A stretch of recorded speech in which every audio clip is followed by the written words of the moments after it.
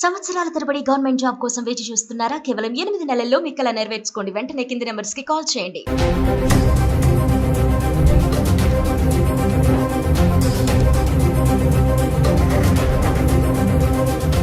Hello viewers, welcome back to Suman TV. ప్రస్తుతం మనతో పాటు ఉన్నారు 20 ఇయర్స్ నుంచి అమెరికాలో ఉంటున్నటువంటి ఎంఎన్సీ ఎగ్జిక్యూటివ్ వీరభద్ర సార్ గారు. సార్తో మాట్లాడండి.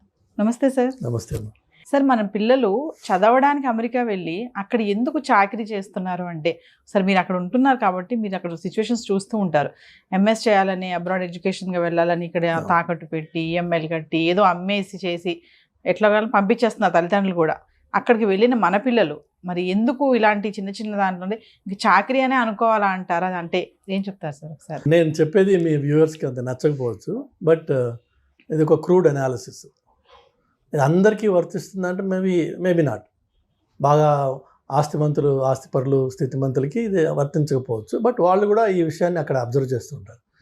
ఏంటి అంటే, చాలా మటుకు మన పిల్లలు అమెరికాకి ఐవీ లీగ్ లాంటి టాప్ లెవెల్ స్కూల్స్కి అప్లై చేసి వచ్చేటటువంటి జీనియసెస్ తక్కువ ఉన్నారు. కొంతమంది లేరని కాదు, అలా డైరెక్ట్ అందులో అడ్మిషన్స్ సంపాదించి వచ్చిన వాళ్ళు ఉన్నారు.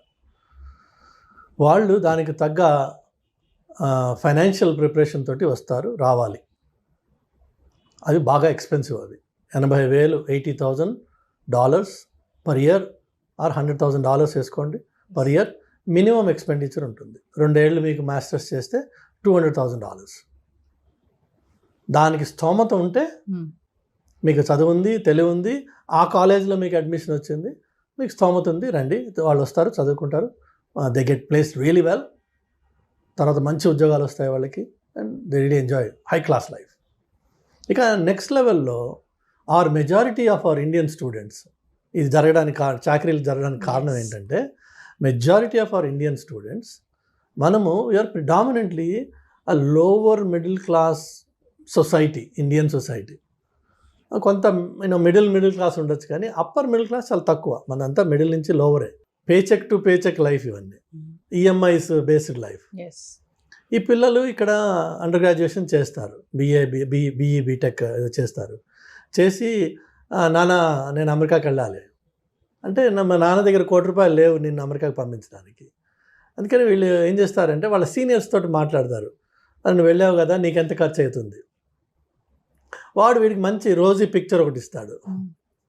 ఏంటి అంటే, ఏం లేదురా, నువ్వు ఫస్ట్ సెమిస్టర్ పైసలు కట్టేసుకుని రా, చేతిలో ఇంకొక $1,000-2,000 నువ్వు ఖర్చుకు తెచ్చుకో. నువ్వు ఇక్కడ రాగానే మనం ఏదైనా పార్ట్ టైం సంపాదిద్దాం, దాంతో నువ్వు ఇక్కడ ఫీజు కట్టుకుని నువ్వు ఇక్కడ కంటిన్యూ అవ్వచ్చు. కాబట్టి మీ పేరెంట్స్ని ఒక ఫస్ట్ సెమిస్టర్కి ఫీ మాత్రమే. ఇన్ఫ్యాక్ట్ యూనివర్సిటీలు కూడా ఇన్సిస్ట్ చేస్తాయి, మీరు ఫస్ట్ ఫీ రూపీస్లో మీరు కట్టాలి అని. అంటే రిమోట్గా ఇండియా నుంచే మీరు ఆ ఫీ కట్టాలి. సో ఇక్కడ అమ్మ నాన్నల మీద ప్రెషర్ వేసి అది 10 లక్షల, 15 లక్షల, 8 లక్షల మొత్తానికి వాళ్ళ దగ్గర తీసుకొని ఆ ఫీజు కడతారు. వెళ్ళేటప్పుడు $2,000-3,000 ఖర్చు కోసం, ఇనీషియల్గా ల్యాండ్ అవ్వగానే అవసరాలు ఉంటాయి కదా, అది తీసుకుని వెళ్తారు. ఇది వెళ్ళిన వెంటనే ఈ లోపే ఇక్కడి నుంచి వాళ్ళ సీనియర్స్తో మాట్లాడుకుని ఉంటారు కదా, అన్న నేను వస్తున్నా, నాకు ఇది కావాలి అంటే వాడైతే చెప్తాడు. అలానే వీళ్ళు వెళ్ళంగానే వీళ్ళ ప్రైమరీ ఫోకస్ ఏంటంటే, ఆ యూనివర్సిటీకి వెళ్ళి అక్కడ చదువుకోవాలా, క్లాసెస్ ఎక్కడున్నాయి, రూమ్స్ ఎక్కడున్నాయి, లైబ్రరీ ఎక్కడ ఉంది, ప్రొఫెసర్స్ ఎవరు, టీఎస్ ఎవరు, ఇది ఫోకస్ కాదు. వీళ్ళ ఫస్ట్ ఫోకస్ ఏంటంటే, ఇమ్మీడియట్గా నేను ఒక part time job, it's not a job, so part time work నేను సంపాదించాలి. ఎందుకంటే నెల తిరగకుండా నాకు ఖర్చులు మొదలైపోతాయి. నాన్నకేమో నేను 10 లక్షలు ఫస్ట్ సీడ్ క్యాపిటల్ ఇవ్వు చాలు, తర్వాత ఏం అక్కర్లేదని చెప్పొచ్చాను. కాబట్టి ప్రైమరీ మోటివేషన్ డబ్బు సంపాదించడం మీద పడుతుంది. ఆ డబ్బు సంపాదించడానికి వీళ్ళకి ఉద్యోగాలు రావు అక్కడ. They are not eligible to receive a payment by cheque from anybody. That is unemployment అనే జాబ్. వాళ్ళకి ఇచ్చేది ఏంటి, ఆడ్ జాబ్స్ దొరుకుతాయి. That too through their friends. Gas స్టేషన్లో వర్క్ చేయడమా, దానికి గ్యాస్ స్టేషన్కి కన్వీనియన్స్ స్టోర్ అటాచ్డ్ ఉంటుందన్నమాట. సో ఆ కన్వీనియన్స్ స్టోర్లో వీళ్ళు క్లర్క్గా కూర్చోవడమా, లేకపోతే రెస్టారెంట్లో సర్వర్స్గా వర్క్ చేయడమా, అలా ఆడ్ జాబ్స్ ఏవో ఉంటాయి, ఆపర్చునిటీస్, అవి వీళ్ళు చేయడం మొదలు పెడతారు. ఆయాలుగా కూడా చేస్తారంట కదా సార్, బేబీ సిట్టింగ్ చేస్తారు. మన అమ్మాయిలు కొంతమంది బేబీ సిట్టింగ్ చేస్తారు. అలా రకరకాలుగా ఉన్నాయి పనులు. వాళ్ళందరికీ on an average about $7.50 or $8 or మంచి ఎంప్లాయర్ అయితే $10 వరకు ఇస్తారు. నా ఫ్రెండ్ ఒక అతను ఉన్నాడు, $10 ఇస్తారు అతను. సో ఈ మెజారిటీ ఆఫ్ ఈ వర్క్, ఈ ఆయా వర్క్ అంటే ఆఫ్ కోర్స్ పిల్లలతోటి ఆ ఓపిక నీ దగ్గర ఉండి నువ్వు వాడిని కొట్టకుండా, ఆ కొట్టింది సీసీ కెమెరాలో పడకుండా నువ్వు ఉంటేనేమో సరే లేదు, ఈ వాళ్ళు మాత్రం పిల్లలతో ఉంటారు కాబట్టి ఆ ఓపిక ఉంటుంది అమ్మాయిలకి అని చెప్పి ఎక్స్పెక్టేషన్ కాబట్టి అది అవ్వచ్చు. మరి ఇటు రెస్టారెంట్స్ కానీ గ్యాస్ స్టేషన్స్లో కానీ వర్క్ చేసిన పిల్లలు కూర్చోడానికి కుర్చీలు ఉండవు అక్కడ. నువ్వు 7 hours 6 hours 8 hours నిలబడి ఉండాలి. వయసు వాళ్ళ వైపు ఉన్న యంగర్ జనరేషన్ అయినా 8 గంటలు ఒక వ్యక్తి నిలబడి ఉన్నాడంటే ఆ తర్వాత వాడు ఎందుకు పనికిరాడు. కాళ్ళు నొప్పులు ఉంటాయి భయంకరంగా. సో వీళ్ళు వర్క్ చేసిన తర్వాత ఇంటికి వెళ్ళి ఏం చేయగలరు? ఏమీ ఉండదు. స్నానం చేసే ఓపిక కూడా ఉండదు, ఒక్కొక్కసారి అన్నం తినే ఇంట్రెస్ట్ కూడా ఉండదు. మహా అయితే 2 బీర్లు తాగి పడుకుంటారు. సో మీరు వచ్చిందేమో అక్కడ స్టూడెంట్గా, మీరు చేస్తున్నదేమో ఈ art job. Me art job becomes your primary focus, your student takes back seat.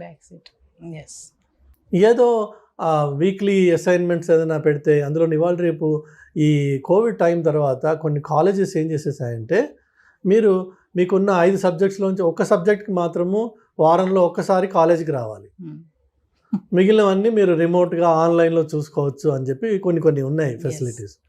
దాన్ని మనం పరిపూర్ణంగా అడ్వాంటేజ్ తీసుకుని ఆ ఒక్కదానికి మాత్రమే వెళ్ళి రావడము, మిగిలినంతా రిమోట్గా చూసుకోవడం, మన ఓన్ టైంలో ఆ క్లాసెస్ వాచ్ చేసుకోవచ్చు. కాబట్టి వాటికి రిలేటెడ్ ఎక్సర్సైజెస్ ఏవైతే ఉన్నాయో సబ్మిట్ చేసుకోవడము, ఇంకొక కాగితం ఎంఎస్ సంపాదించుకుంటాం. కానీ ఎంఎస్లో నువ్వు నేర్చుకున్నది ఏముండదు అక్కడ. ఎందుకంటే నీ ప్రైమరీ ఫోకస్ అంతా కష్టపడడంతో సరిపోయింది, ఆ కష్టపడిన తర్వాత వచ్చిన నీరసంతో సరిపోయింది, ఆ నీరసం తర్వాత పడుకున్న దాంతో సరిపోయింది. నీకు చదువుకునే టైం ఎక్కడుంది?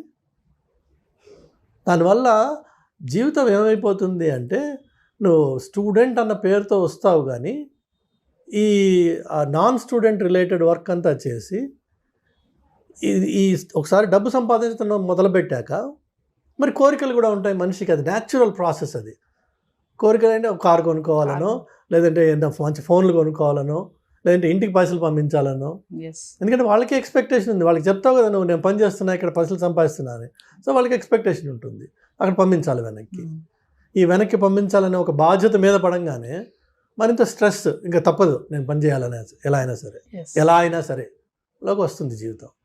చివరికి ఈ పనికిరానికి సర్టిఫికెట్ ఒకటి ఉండి దానివల్ల ఉద్యోగం రాక ఈ సైడ్ జాబే మెయిన్ జాబ్ అయిపోయి ఇందులోనే మమేకం అయిపోయి ఇది ఇల్లీగల్ అని తెలిసి కూడా దాంట్లోంచి బయటికి రాలేని పరిస్థితి వచ్చేసి చివరికి ఈ ట్రంప్ లాంటి మహానుభావుడు రాగానే మనము భయపడడం మొదలు పెడతాం. ఇదంతా చేసింది ట్రంప్ కాదు పాపం, మనమే.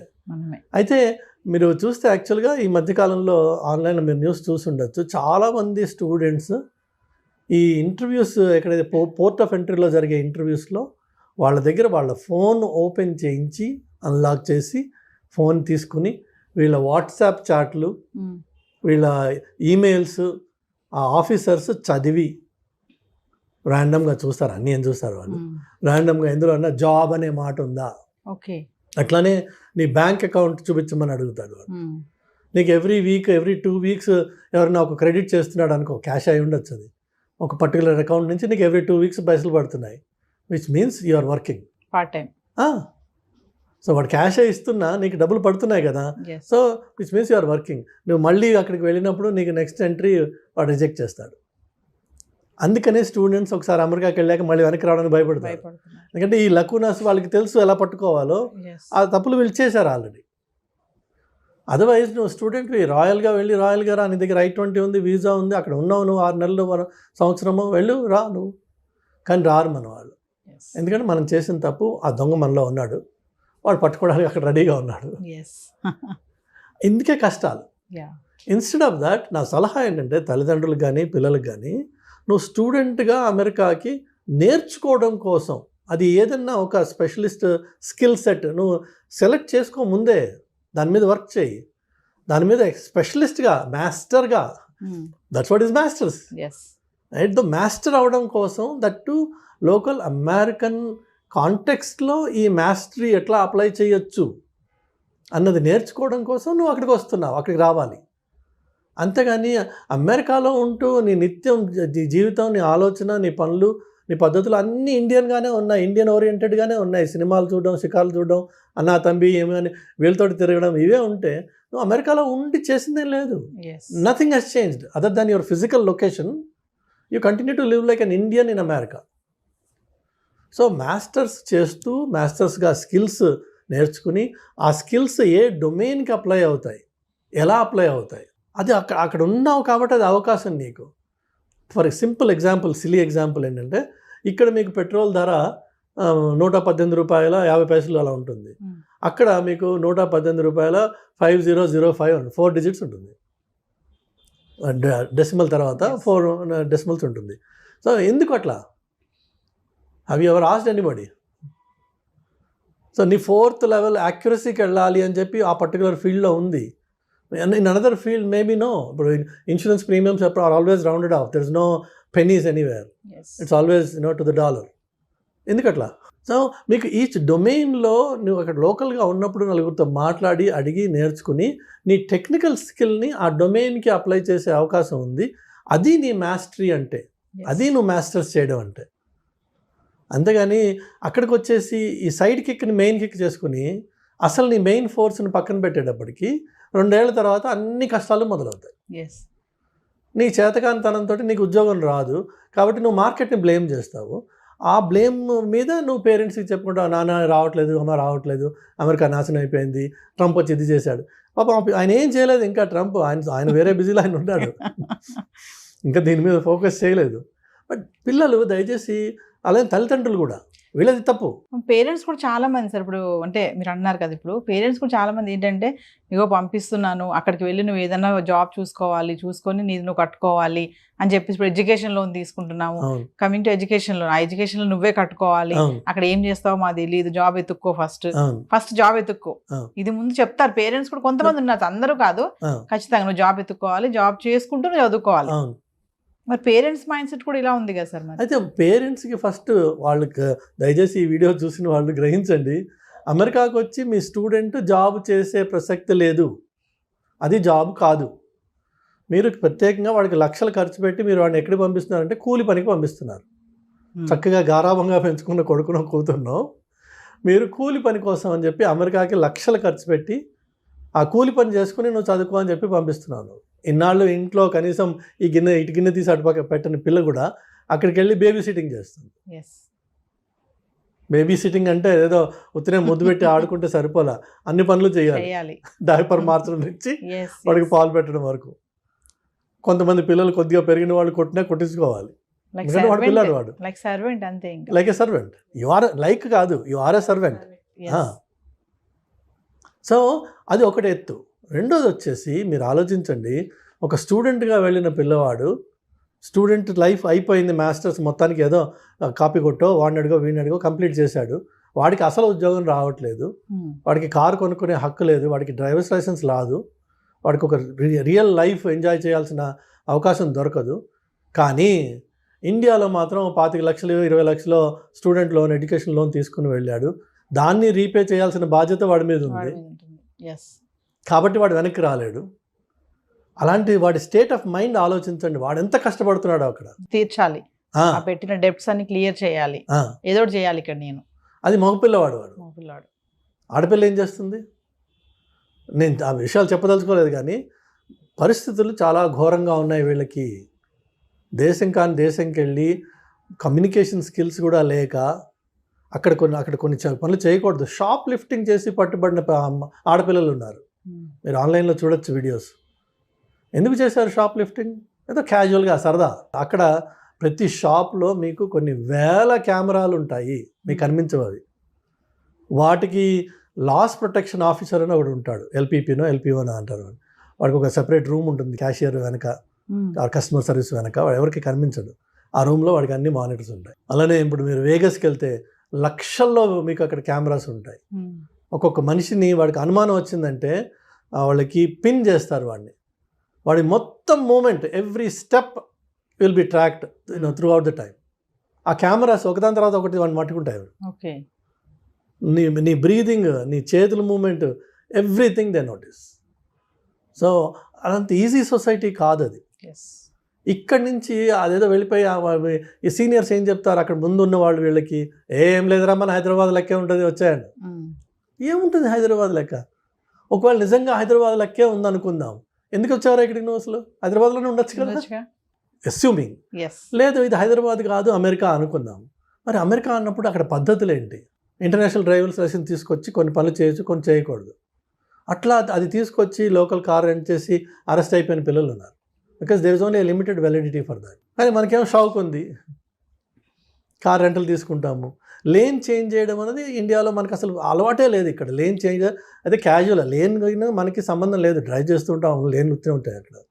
అక్కడేమో లేన్ చేంజింగ్ ఒక డిసిప్లిన్ ఉంది, మనకి ఇక్కడ అలవాటు లేదు. నీ దగ్గర డ్రైవర్స్ లైసెన్స్ ఉంది కానీ నీకు రోడ్ రూల్స్ తెలియవు. తెలియనప్పుడు నువ్వు రోడ్ రూల్స్ తెలియకుండా ఆ రోడ్డు మీద డ్రైవ్ చేస్తే నువ్వు ఆటోమేటిక్గా you will be in trouble. First day second day కాకపోవచ్చు, థర్డ్ డే మేజర్ ట్రబుల్లోకి వెళ్ళచ్చు. ఆ ఒక్క తప్పు నీ జీవితాన్ని మొత్తం మార్చేస్తుంది ఒకసారి. ఎందుకంటే అమెరికాలో సార్ నేను స్టూడెంట్ని నన్ను వదిలేసేయండి అంటే వాడు వదలడు. నువ్వు క్రైమ్ చేసావు, you have to pay for it, plain and simple.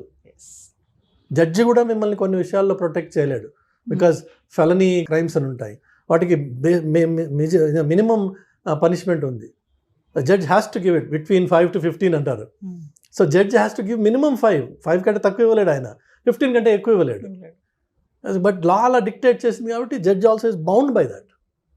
మనకి ఇక్కడ ఏదో మేనేజ్ చేద్దామన్నా, వాడికి ఫోన్ చేద్దామా వీడికి ఫోన్ చేద్దామా, నీకు ఈ లైఫ్ నుంచి వచ్చి నువ్వు ఆ లైఫ్లో అది నేర్చుకోకుండా అక్కడ తప్పు చేసావు అనుకో, మైనర్ అమ్మాయిల్ని if you try to reach them through any means can put you behind bars for good.